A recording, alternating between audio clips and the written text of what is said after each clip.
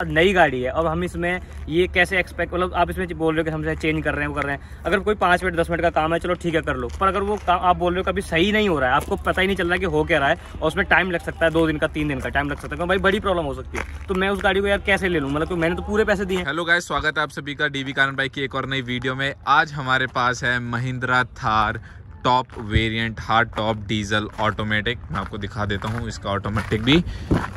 ये है हमारे पास ऑटोमेटिक डीजल वेरिएंट। यहाँ पे आपको सारी चीज़ें देखने को मिल जाती हैं। तो बेसिकली अब हम बात करने वाले हैं इनके ओनर से कि इस टाइम पे आपको पता होगा 8 से 9 महीने की वेटिंग चल रही है महिंद्रा थार पर, तो उनको ये कार कैसे अवेलेबल हुई। और एक बहुत ही इंटरेस्टिंग किस्सा हुआ उनके साथ कि भाई उनकी जो कार है वो 2 दिन में 3 कार, मतलब बेसिकली तीसरी कार है ये, इससे पहले 2 कार बदल चुकी। तो ऐसा क्या हुआ, क्या प्रॉब्लम आ गई थी और इससे आप लोगों को क्या सीखने को मिलेगा आगे वीडियो में मैं आज आपको बताऊंगा।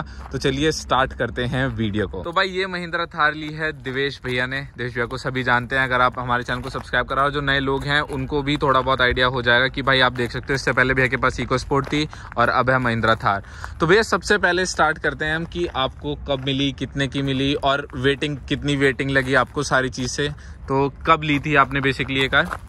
तो बेसिकली पहले हम लेने वाले थे XUV 7 वालों, जो हमने बुक करा रखी है, ठीक है। तो वो अभी हमने कैंसिल नहीं कराई है। उसके अलावा फिर हमने सोचा था कि हम हाइलेक्स लेंगे, ठीक है। हाइलेक्स भी बुक करा दी थी, वो भी हमने कैंसिल नहीं कराई है ठीक है। तो फिर हाइलेक्स जो थी वो ऑफ रोडिंग के लिए मेरे को एक व्हीकल चाहिए था कि हाँ ऑफ वो करेंगे, पर उसका ये था वो अब मार्च की जगह अप्रैल में जाके कहीं उसकी डिलीवरी होगी और उसकी अभी प्राइस कुछ आई नहीं है, वो लगभग 40 तक जाएगी।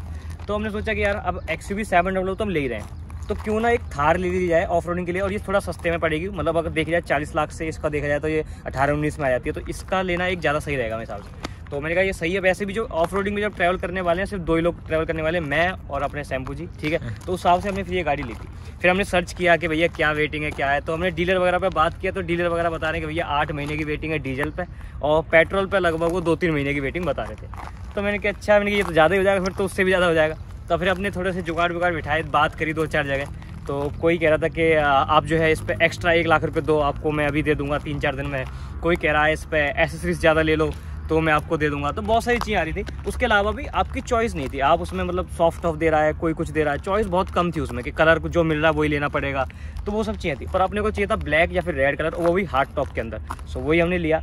बाकी फिर हमने जहाँ से हमने XUV 7 अपनी बुक कराई है, वहाँ पर अपने एक भैया हैं सचिन भैया, उनसे बात करी कि भैया यार गाड़ी चाहिए और जल्दी चाहिए, और 1 दिन में दे सको तो 1 दिन में दे दो, क्योंकि अपने को ये कि सुबह पैसे लो शाम को गाड़ी दे दो, क्योंकि ज़्यादा सवर हो नहीं रहा था। तो फिर हमने ऐसे बात करी और उन्होंने फिर जो है बोला कि चलो ठीक है बुक कराओ। ऐसी बात नहीं, उससे पहले हमने चंडीगढ़ सब जगह कॉल करके पूछ लिया था कि गाड़ी कहीं मिल रही है नहीं मिल रही है। तो सब जगह वही था, कोई 1 लाख रुपये एक्स्ट्रा मांग रहा है, कोई कह रहा है कि रजिस्ट्रेशन चंडीगढ़ का कराना पड़ेगा, कोई कह रहा है कि आपको गुड़गांव का रजिस्ट्रेशन कराना पड़ेगा। पर मेरे को चाहिए था मेरठ का, यूपी का, ठीक है, क्योंकि भाई आप यहीं रहते हैं तो यहीं का कराएंगे।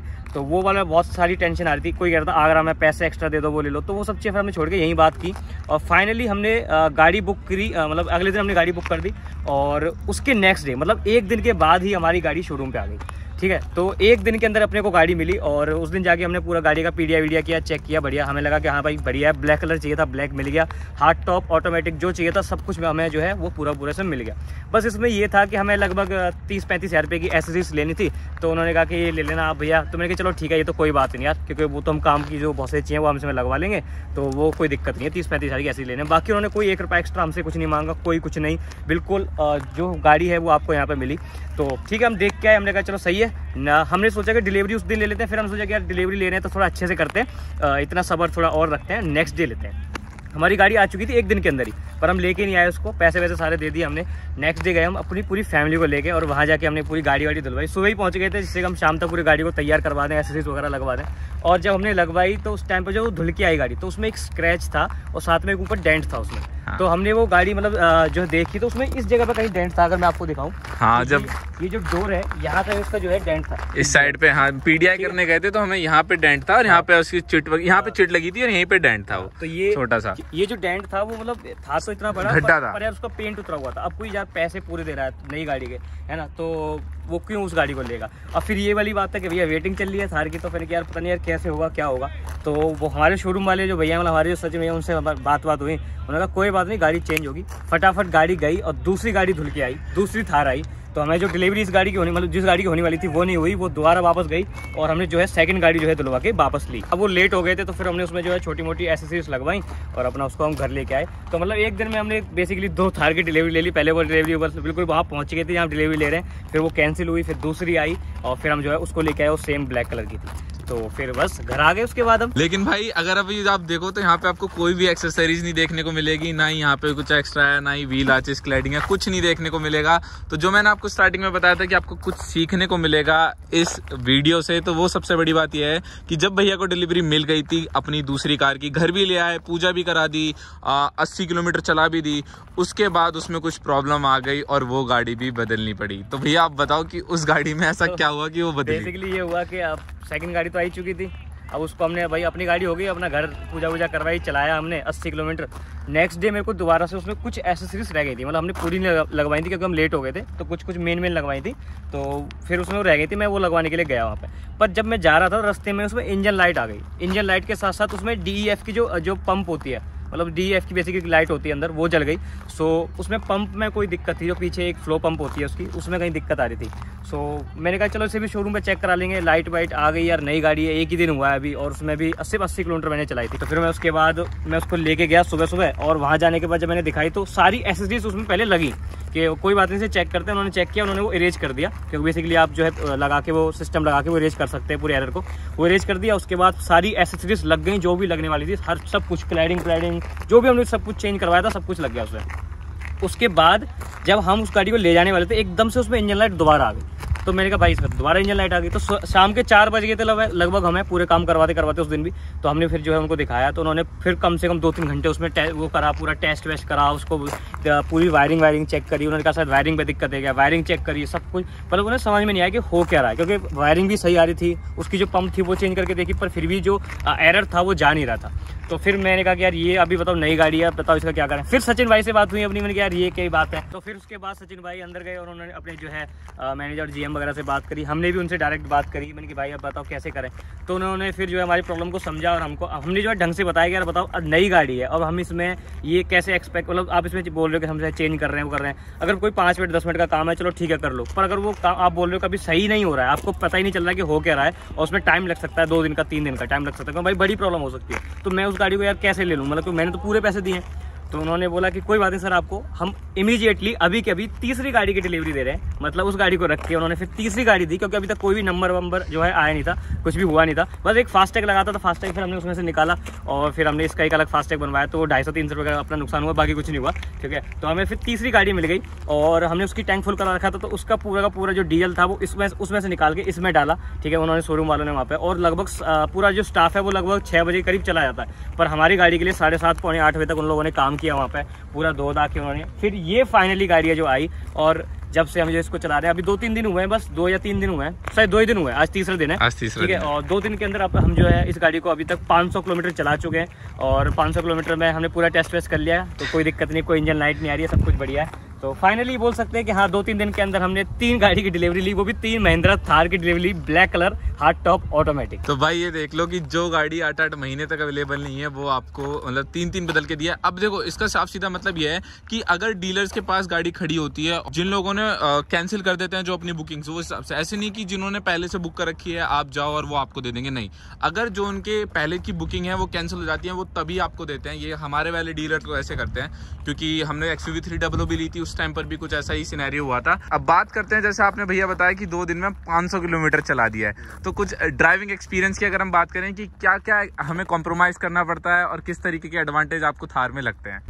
थार का एक ही एडवांटेज है कि भैया 4x4 है, और वो एक कार नहीं एक थार है, ठीक है। ये एक एडवांटेज है कि सब लोग उसको देखते हैं, जैसे बोलते हैं कि चाहे BMW ऑडी हो किसी के पास और वो बंदा भी थार को देखेगा, तो इसकी एक रोड प्रेजेंस तो सबसे अलग है, सबसे यूनिक है। इस गाड़ी को कोई भी देख के बता देगा भैया थार है, ठीक है। सो वो वाली बात है। बाकी अगर ड्राइविंग उसकी बात करें एक्सपीरियंस की, तो 500 किलोमीटर में मैंने हाईवे पे चलाई है, मैंने ट्रैफिक में भी चलाई है। ऑफ रोडिंग ऐसा कुछ कहीं अभी की नहीं है, कोई यहाँ पर कुछ है नहीं। बाकी हम अभी जल्दी स्पीति लेके जाएंगे इसको विंटर में, अभी मार्च में हमने सोच रखा है, तो वहाँ देखेंगे ऑफ रोडिंग।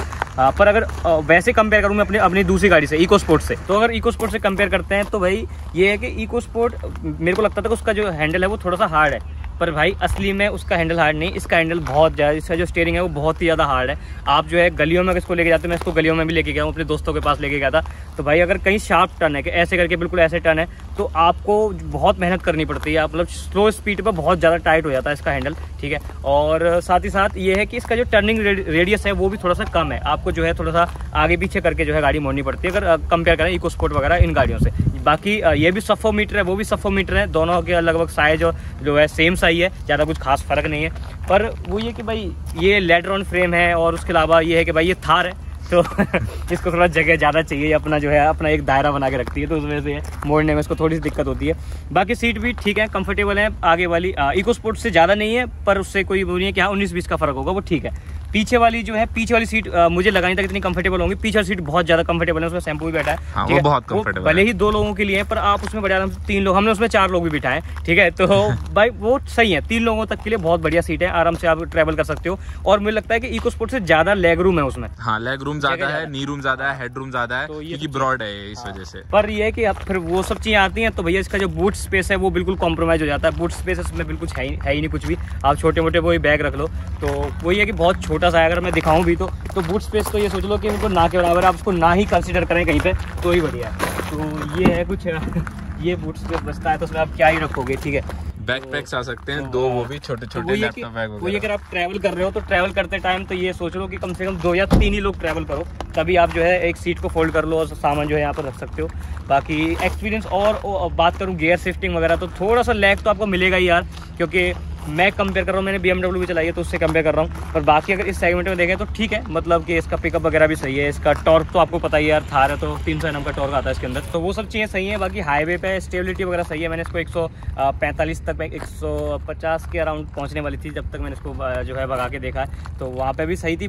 विंड नॉइस भरमर के, मतलब ये सोच लो आप जैसे 80 के ऊपर जाओगे आपको बहुत ही बढ़िया विंड ब्लास्ट देखने को मिलेगा, अंदर बहुत ही ज़्यादा जो है कैबिन में नॉइस आती है।